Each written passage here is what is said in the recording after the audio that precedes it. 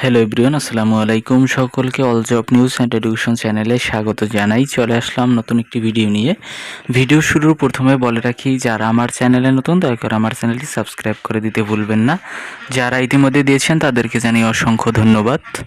তো আজকে ভিডিওর বিষয় হচ্ছে, আপনারা অনেকেই জানতে চেয়েছিলেন প্রাথমিকের বৃত্তি পরীক্ষার ফলাফল কবে নাগাদ প্রকাশিত হবে এবং ফলাফলটি এখনও প্রকাশিত হচ্ছে না কেন, যা প্রকাশ হবার কথা ছিল আপনার ঈদের পূর্বেই।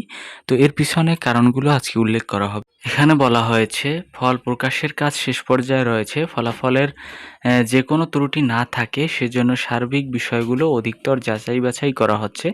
এই কার্যক্রম শেষ হতে আরও কিছুদিন সময় লাগবে, এরপর ফল প্রকাশ করা হবে। তারা চাচ্ছে একেবারে একটি নির্ভুল ফলাফল প্রকাশ করতে, এজন্য তারা বারবার একই বিষয় যাচাই বাছাই করছে, এজন্য কিন্তু তাদের ফল প্রকাশে দেরি হচ্ছে, এটাই তারা উল্লেখ করেছে। এবং আরেকটি কারণ হচ্ছে, দেখেন এখানে বলা হয়েছে নাম অপ্রকাশিত রাখার শর্তে অধিদপ্তরের এক কর্মকর্তা বলেন, প্রাথমিক শিক্ষার্থীদের গোল্ড কাপ এবং ক্রীড়া সাংস্কৃতিক প্রতিযোগিতা, শিক্ষা পদকসহ নানা কাজ নিয়ে অধিদপ্তরের কর্মকর্তারা ব্যস্ত রয়েছেন। এজন্য কাজ কিছুটা ধীরগতি চলছে, তবে শীঘ্রই ফলাফল প্রস্তুত কাজ শেষ হবে। এরপরে প্রাথমিক ও গণশিক্ষা মন্ত্রণালয়ের অনুমোদন সাপেক্ষে ফল প্রকাশ করা হবে।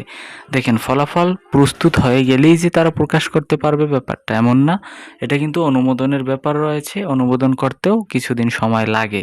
তো এটা হচ্ছে মেইন সমস্যা। তো আশা করি আপনারা বুঝতে পারছেন। এই ছিল আজকের ভিডিও, দেখা হবে পরবর্তী কোনো ভিডিওতে। ধন্যবাদ।